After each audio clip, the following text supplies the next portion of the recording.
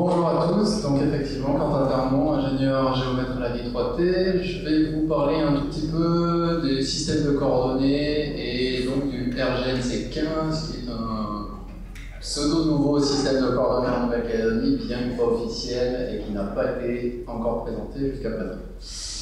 Donc déjà, un petit rappel très rapide pour ce que c'est qu'un système de coordonnées dans l'espace 3D. Donc un système de coordonnées, ça va être défini donc par un premier référentiel cartésien avec un point d'origine, trois axes orthogonaux ainsi qu'un système de mesure, donc métrique généralement, qu'on va décliner en un système géographique donc avec des mesures d'angle ainsi qu'une mesure de hauteur sur une ellipsoïde, puis une projection pour que ce soit utilisable sur des cartes papier, sur un écran, comme même si de plus en plus on a de la 3D intégrée en informatique, on est quand même resté pendant.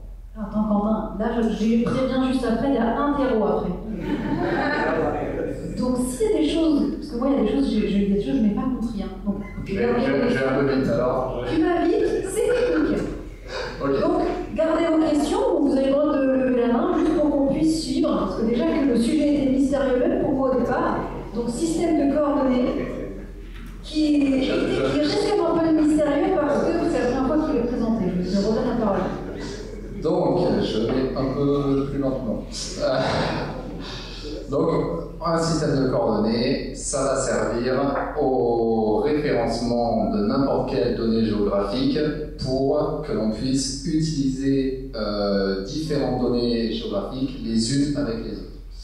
Je reprends rapidement l'exemple de l'œil tout à l'heure sur les points clés de la géomatique.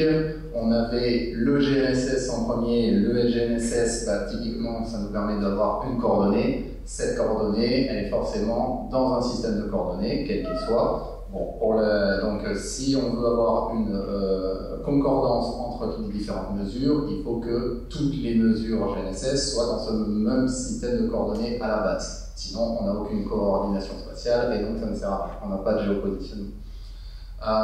Les SIG et la cartographie. SIG et SIG, on a des données, on a des coordonnées géographiques, c'est comme ça qu'on va pouvoir les représenter sur une carte. Si on utilise différents systèmes de coordonnées, c'est-à-dire qu'un même point réel dans l'environnement qui nous entoure est défini par différentes coordonnées, parce qu'on n'utilise pas les mêmes coordonnées, on ne va pas pouvoir superposer des couches de données, tout simplement, pour trouver une information comme c'est l'utilité pure et simple du SIG. Ce qui fait qu'il faut forcément se ramener à un système de coordonnées défini pour qu'on puisse faire une exploitation des données. La cartographie, c'est pareil, on crée des données, à partir du moment où on crée une carte, en fait, on a des coordonnées, c'est-à-dire qu'on a une représentance, on a des valeurs de distance angulaire, etc., qui nous permettent donc de savoir entre les différents objets leur positionnement, leur référence spatiale, la distance entre eux, etc.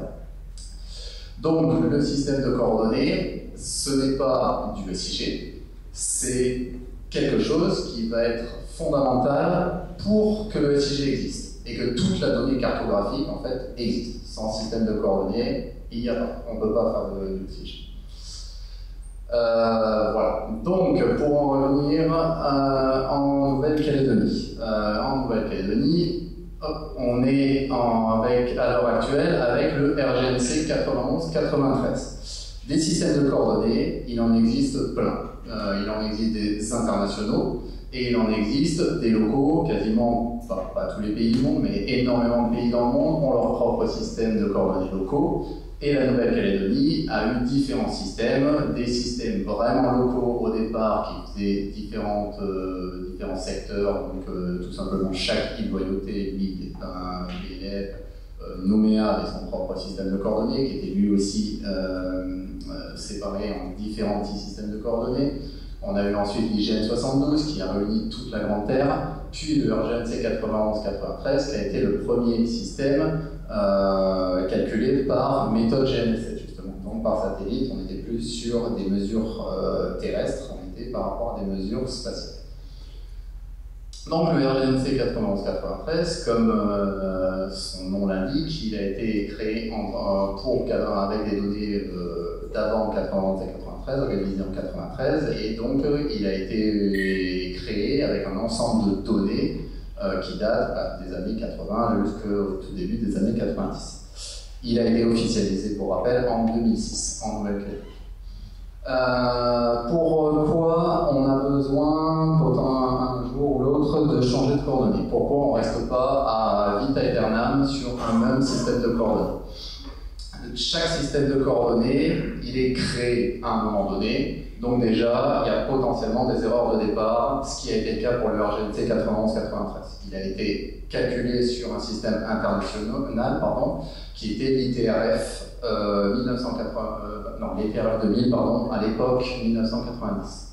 Les ITRF, j'y reviens un peu plus tard, c'est les systèmes de coordonnées principaux internationaux créés par l'IGS. Et ces systèmes, c'est des systèmes évolutifs, c'est-à-dire qu'une coordonnée d'un point réel dans l'espace n'a jamais la même coordonnée dans le temps. Ça évolue. J'en reviens un peu plus tard sur ça. Donc le RGNC 91-93 a des erreurs qui vont de 50 cm à quand même 1 mètre par rapport à cette ITRF. Ça n'a pas une énorme importance pour les calculs locaux. Par contre, si on veut utiliser des données internationales, là ça pose problème parce qu'on se retrouve avec donc, une erreur de 50 cm à 1 mètre, voire un tout petit peu plus. Et enfin, on a tout ce qui est déformation du territoire. Chaque territoire, avec de la tectonique des plaques, mais également une déformation interne d'un territoire, bouge d'une certaine façon. Donc on a l'ensemble du territoire qui bouge selon la plaque, c'est la vitesse principale. Et ensuite, on a les déformations internes liées à plein de phénomènes, que ce soit des phénomènes géologiques avec des couches morphologiques du sol ou avec des perturbations qui arrivent, des événements climatiques. Il y a plein de choses qui font que le territoire ne bouge pas tout à fait de la même façon. Pour exemple, rapidement, les vitesses bathymétriques relatives au déplacement de Nouméa. Donc oui, je reviens, je vais vous présenter, c'est un rapport de Pierre Vati, ingénieur doctorant de l'IGN, qui a créé le système de coordonnées RGNC 15, donc en 2015-2016, les calculs qui ont eu lieu. Et donc il a créé tout un tas de données dont je vais vous présenter certains graphiques qui sont les résultats de son étude. On le voit par exemple donc en haut que sur la Grande Terre, les vitesses planimétriques relatives à Nouméa, c'est-à-dire que l'on considère que Nouméa est fixe, et ben ce n'est pas tout le territoire qui est fixe par rapport à Nouméa. Quand on est au nord vers Poum, on a des vitesses de 4 mm par an, donc au bout de 20 ans ou 30 ans de création du système, on a plusieurs centimètres, donc Poum a bougé d'une façon différente de plusieurs centimètres par rapport à Nouméa. Donc on a ces déformations sur le territoire qui, chaque année passant, s'accentuent un petit peu. On le voit donc à l'heure actuelle, ce qui a été calculé en 2015 par rapport à l'origine du réseau. On va avoir des déformations est et nord qui,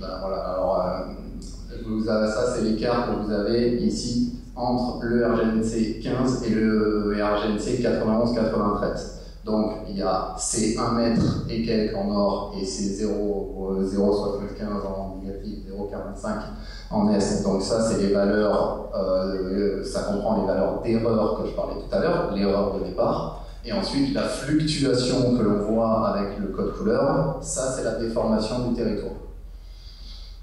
Donc voilà, on trouve des zones qui évoluent différemment. Par exemple, toute la zone Boulou-Paris, il y a une passe à l'ensemble Boulou-Paris, ça évolue vraiment différemment en niveau vitesse par rapport au reste du territoire. Donc il y a une déformation à ce niveau-là. Tout ça fait que des erreurs de départ et surtout la déformation du territoire qui, elle, est obligatoire quelle que soit la qualité du système à la base, font qu'au bout d'un certain nombre d'années, on se retrouve avec plusieurs millimètres ou plusieurs centimètres en Nouvelle-Calédonie en plus, ça bouge quand même pas mal, plusieurs centimètres d'erreur entre la coordination spatiale du système de coordonnées et la distance réelle entre les points sur le terrain.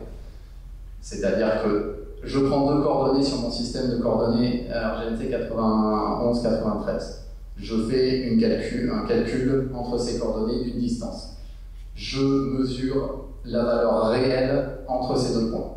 Et bien, je vais me retrouver au fur et à mesure d'années avec pas la même valeur et la différence va augmenter dans le temps. En gros, mes coordonnées ne sont plus liées au point réel. Je vais avoir une erreur. Ce qui fait que pour tout calcul, que ce soit en GNSS ou des méthodes classiques de topo, on va se retrouver avec de plus en plus d'erreurs. Les instruments qui vont faire des mesures ne seront pas, le système de coordonnées donnera des erreurs, des écarts par rapport à ces mesures. Voilà. Donc, pour les vitesses, pour montrer rapidement les vitesses, donc nous on est sur la plaque australienne, donc indo-australienne en Nouvelle-Calédonie, on se retrouve pas loin donc, de la plaque pacifique qui bouge donc vers la Nouvelle-Calédonie, enfin c'est nous qui bougeons aussi vers la plaque pacifique, et on bouge voilà, de cette manière. Donc là vous avez les vitesses qui ont été calculées.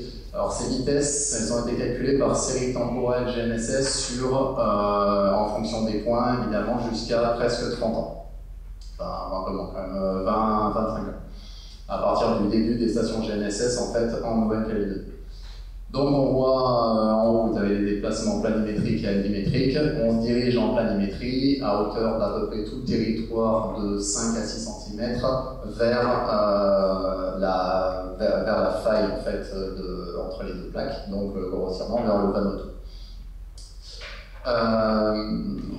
Les vitesses, donc est et nord, en bas, ce qui reprend donc les erreurs, les déformations que l'on peut voir en Nouvelle-Calédonie, c'est que chaque point de la Nouvelle-Calédonie n'évolue pas de la même manière. On a des zones qui vont se déplacer plus rapidement que les autres. Donc c'est pas uniquement toute la plaque qui se déplace, il y a également certains points qui vont plus rapidement que les autres. Donc voilà, ça c'est pour une petite carte des vitesses, 5 à 6 cm par an de déplacement planimétrique, sachant que les déplacements altimétriques, eux pour le coup, sont très très faibles, 3 mm par an pour les plus gros déplacements que l'on voit sur nous. Donc les vitesses, l'altimétrie, en Nouvelle-Calédonie, on avait donc une grille de référence qui nous permet d'avoir des altitudes pour avoir une altimétrie dans un territoire. Le GNSS, donc la mesure par satellite, nous permet d'avoir une hauteur sur l'ellipsoïde. L'ellipsoïde, c'est une surface mathématique de représentation de la Terre. Pour essayer surtout de s'approcher des anciens référentiels altimétriques qui, eux, étaient basés sur des mesures classiques, c'est-à-dire pas des mesures spatiales, où on se basait d'un point fixe, et à partir de ce point fixe, on déterminait son altitude, on poussait les mesures sur tout un territoire, et donc on faisait du positionnement relatif, donc l'altimétrie relative par rapport à ce point. Maintenant, pour le GNSS, en couplant à la fois des mesures GNSS, les anciennes mesures altimétriques et des mesures de pesanteur, on va créer un géoïde ou quasi-géoïde quand on l'adapte, c'est-à-dire une surface équipotentielle de pesanteur. Cette surface, c'est sur celle-ci qu'une mesure GNSS va nous donner une altimétrie. C'est légèrement différent à l'altimétrie d'origine qui était faite donc, par mesure classique, mais c'est une donnée de référence pour les altimétries quand on fait du positionnement. Cette donnée, elle est recalculée donc, avec le RGNC15. J'ai parlé des vitesses juste avant, du système de coordonnées, j'ai très vite expliqué ça au début, un peu rapidement, et je parle de l'altimétrie, car c'est toutes ces données qui constituent le RGNC15 comme il vient d'être construit en 2015. Le système de coordonnées, donc RGNC15, il est construit par des coordonnées issues de l'ITRF 2008, cette fois-ci à l'époque 2015. Donc ce sera les stations permanentes du réseau Banyan qui sont le réseau de référence, c'est elles où la vraie coordonnée du système est définie, puis après on projette ça sur l'ensemble des points du territoire. C'est défini par une nouvelle projection, donc à l'heure actuelle on travaille sur du lambert NC, tous les plans sont lambert NC, des coordonnées en 400-300 000. Maintenant on va avoir une nouvelle projection, ce sera le lambert NC 15. Et enfin, le système altimétrique qui est défini par cette nouvelle grille.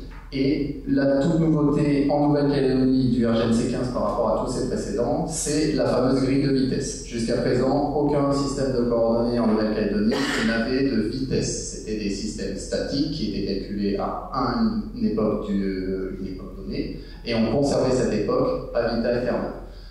J'ai envie de dire, maintenant le RGNC91, le RGNC15, c'est la même chose. Mais on a la grille de vitesse. C'est la même chose. Pourquoi? Parce que dans les applications de tous les jours, des géomètres, des SIG, etc., on ne peut pas s'amuser à avoir des coordonnées qui changent tous les jours pour un même point physique. Donc on est obligé quand même de fixer notre système de coordonnées pour que sur un plan, les coordonnées d'un point physique restent tout le temps les mêmes. On a cependant cette grille de coordonnées, de vitesse, pardon, qui va nous permettre de suivre les systèmes internationaux. Les systèmes internationaux, c'est notamment l'ITRF dont je parlais au tout début. L'ITRF, il y en a eu plusieurs versions. ITRF 1990, 2000, 2008, 2015, 2020, on est à 2020 à l'heure actuelle. C'est un système international qui est calculé par plusieurs méthodes spatiales. Et ces méthodes, et ce qui permet de créer un système sur l'ensemble de la planète et qui est surtout basé sur les étoiles. Donc il est indépendant de la Terre. Il est indépendant vraiment du socle terrestre. Ce qui permet de se positionner non plus sur un territoire local, enfin, en relation à un territoire local ou même à la Terre, mais vraiment par rapport à l'espace. Les ITRF, on va pouvoir, dès maintenant, avec le RGNC15, les utiliser en Nouvelle-Calédonie. Ce qui n'était pas le cas avant, vu que le RGNC 91-93 était déjà avec des erreurs par rapport à l'ITRF, mais surtout a subi trop de déformations pour qu'on puisse faire une relation entre le RGNC 91-93 et les ITRF. Le RGNC15 maintenant permet cette passerelle. On va donc avoir accès aux systèmes internationaux et aux données internationales. Voilà. J'en finis pour expliquer la suite du RGNC15. Le RGNC15, ça fait donc quelques années qu'il a été créé maintenant. Il était censé remplacer le RGNC 91-93. Il l'est toujours. Je n'ai pas de date à donner à l'heure actuelle. Ça n'a pas été programmé de quelque manière son déploiement à l'heure d'aujourd'hui. Et ensuite, pour déployer un nouveau système de coordonnées dans un territoire, c'est là que ça se complique, parce que ça oblige un changement de toute base et de toute information géographique à passer d'anciennes coordonnées à des nouvelles coordonnées. Donc, ce sera un long travail si ça se fait, c'est sûr. Travail de communication, travail d'échange et de développement d'algorithmes. La première étape, c'est de référencer le RGNC en tant que code international EPSG, ce qui est en cours. Ensuite, cela permettra à n'importe quel vendeur ou développeur logiciel de récupérer ces codes et les grilles qui sont associées pour les intégrer dans leur logiciel et pour que les logiciels puissent faire les transformations. Un autre outil qui est sorti cette année, c'est donc Circe NC 5.2, téléchargeable dès maintenant sur le site de la D3T dans les informations géographiques, qui permet, donc est une évolution du logiciel actuel existant Circe NC 4.1, et ce nouveau logiciel intègre donc le RGNC15 et 4 ITRF, donc on peut désormais faire du calcul par rapport à des données internationales. Voilà, j'en finis.